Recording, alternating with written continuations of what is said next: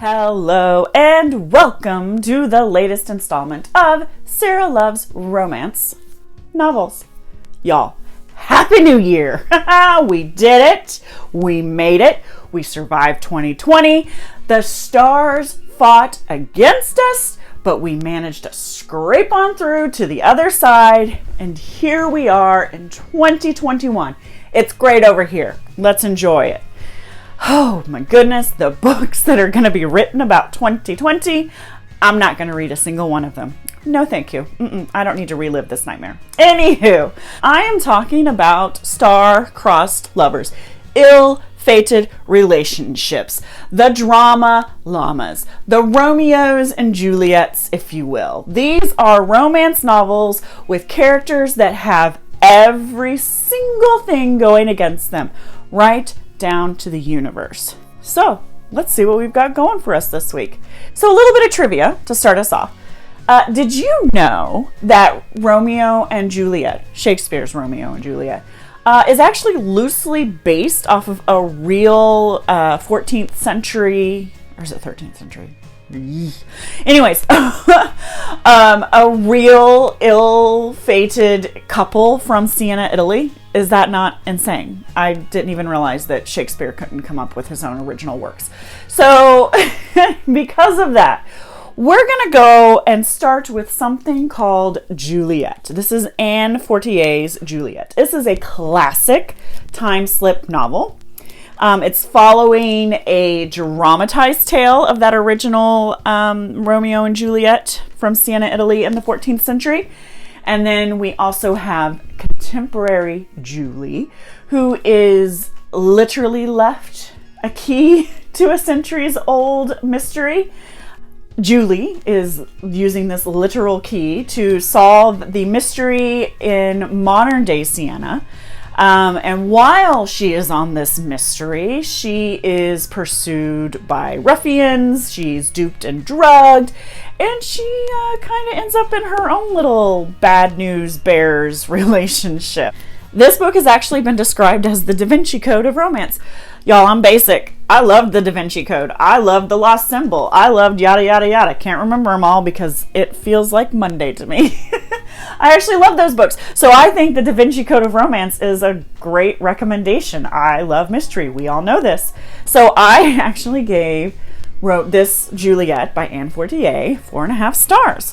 I love that it's fast-paced and full of twists and turns.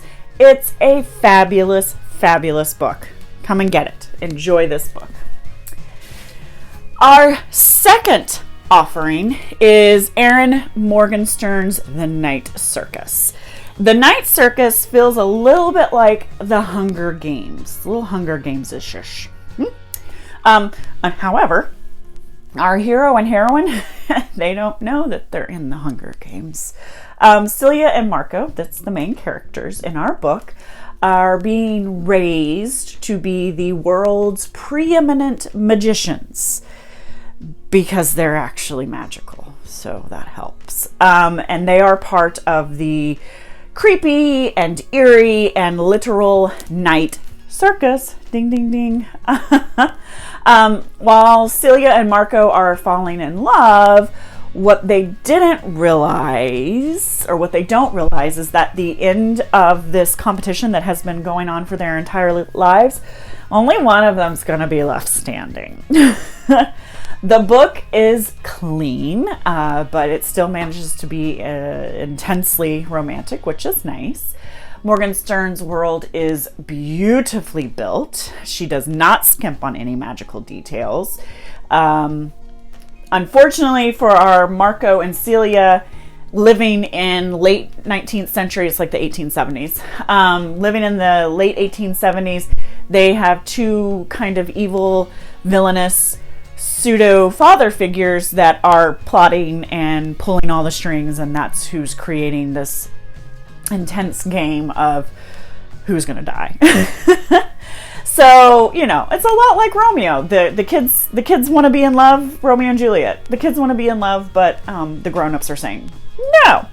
But what happens when these intended foes flip the script and actually become lovers? Gotta read it.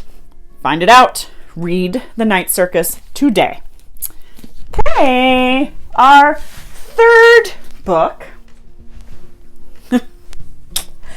Our third book is quite the tome. This is Jennifer Donnelly's The Winter Rose.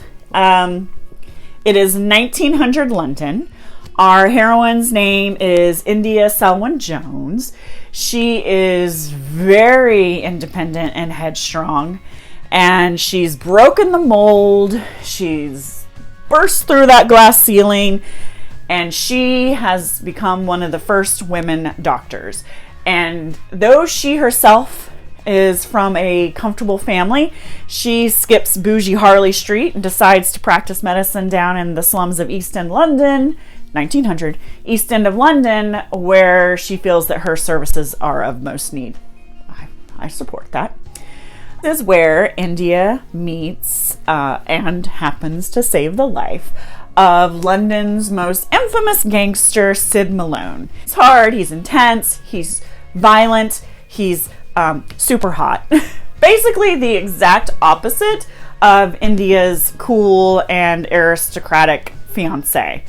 Dun dun dun. You know what that means. That means bad choices and delicious consequences. Y'all, this book has it all. And at 700 pages, it better have it all. You have 700 pages to get lost in a world filled with murder, sex, politics, money, women's rights, workers' rights, colonialism, wild adventures. And y'all, when I say wild adventures, I mean wild, okay? All kinds of crazy stuff happens in this book. The Winter Rose actually reminds me of the television show Peaky Blinders with Cillian Murphy. Whew, there's a hot bad boy.